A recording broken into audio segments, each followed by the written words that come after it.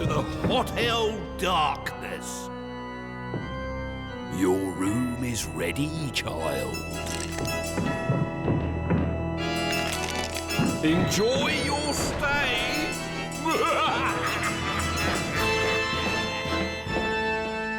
Can you believe that there was a time without vacuum cleaners? When brushes did the cleaning, sold door to door by young men in shapeless suits. A time when women wore skirts that looked like lampshades. When computers were the size of double-decker buses.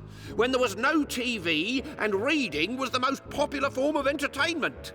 A time when children died of chicken pox and cats and dogs were eaten on Sundays with vegetables grown in the piles of steaming horse manure that covered the roads of the great British Empire. It was called 1950. This is the Visitors Book, where all the grisly tales of all my wicked guests are written down. Want to see why one of these bad children is down here? This is Victoria's story. I call it Sick to Death.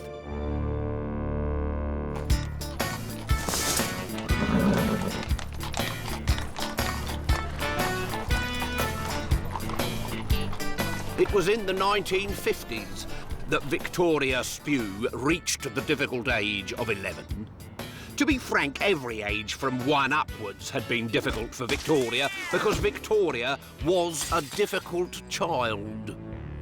By chuck-up or chunder, she always got what she wanted. Her father was one of the young men who sold brushes door to door. This kept him away from home all week, which meant that Victoria could treat her mother like a servant and get away with it. I shan't be going to school tomorrow. I think you will, Victoria, dear. No, I won't.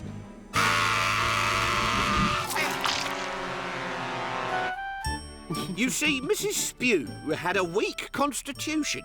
The very sight of sick made her feel queasy, which meant that when she had to clean it up, she couldn't. She left that for Mr. Spew to do. Poor Mr. Spew, away all week and up to his elbows in vomit at the weekend. Then, one Saturday after supper, Victoria burst into crocodile tears.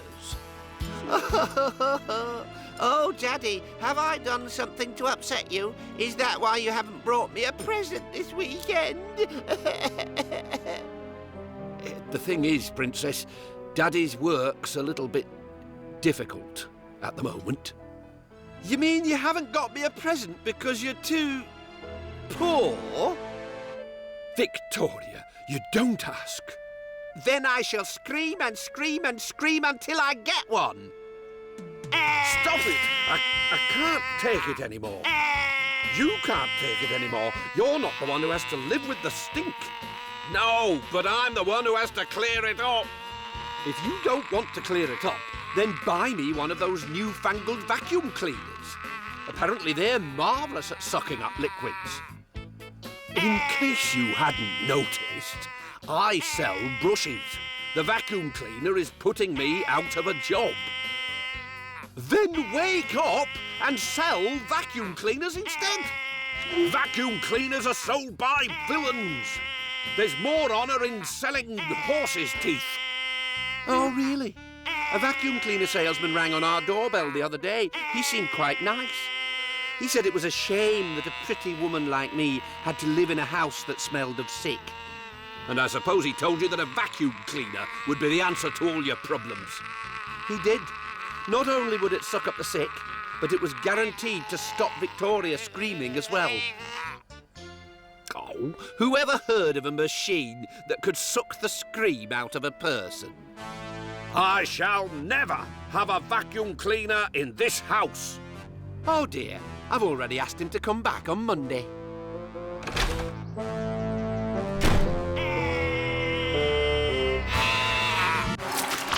That's for driving my daddy away. I shall never get another present now in the whole of my life. I hate you forever and to death. As it happened, Mr. Spew was right about vacuum salesmen.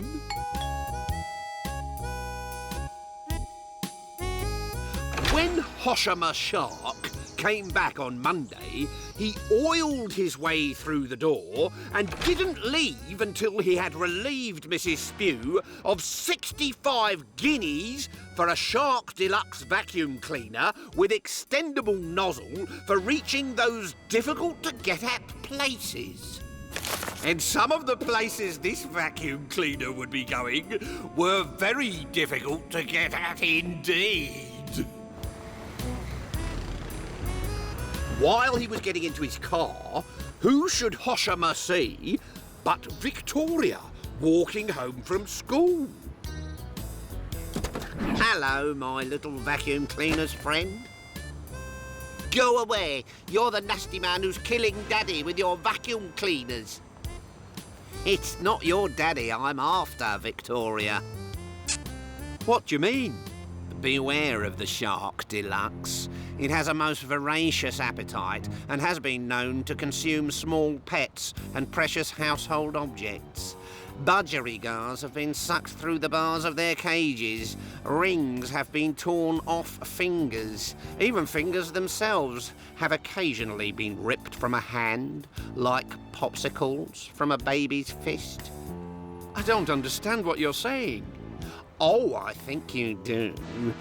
Quit the sickies. For should this vacuum cleaner ever become full, you will discover that it behaves most strangely. Is it going to eat me? Victoria Spew got the distinct impression that it was. So when she saw her mother's new vacuum cleaner, she wanted it out of the house immediately. Or I'll scream and scream until I'm sick. Fine, scream as much as you like. Be sick over every stick of furniture in the house if that's what you want, Victoria. Because now that I've got my vacuum cleaner and can suck up your sick in a flash, I don't care. It was war. For the next few days, Victoria screamed and splatted as often as she could, while thanks to the sucking power of the Shark Deluxe, Mrs. Spew did something she hadn't been able to do since Victoria was born. She enjoyed life.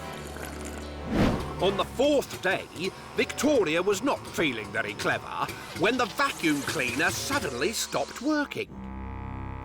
Something's wrong. I'm full now. I think the bag's full. I'm full now. Then you have to empty it. I'm full now. Shut up! You have to empty the bag. No. I'm full now. I bought this machine so I'd never have to touch your sick again. I'm full now. But you have to. If you don't empty the bag, the vacuum cleaner will start behaving strangely. Don't be silly.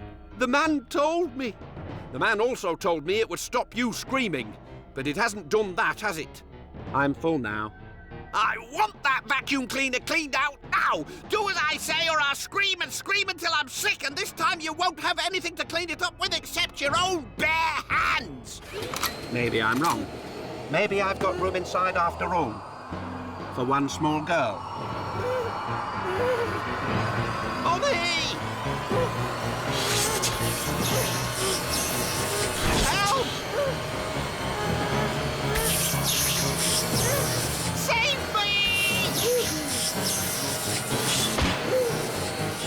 But Victoria was a goner. Fingers, toes, kneecaps, nostrils, eyes, elbows, liver, heart and tongue. One by one, her body parts found their final resting place in a bag of steaming sick. Which was why Mrs. Spew never sifted through the bag to rescue her. She put the vacuum cleaner into the attic to await Mr. Spew's return. He could sort through the chunks to look for Victoria. After all, she was his daughter too. Help! Help! Only Mr. Spew never did return, which means that Victoria is still up there learning her lesson today.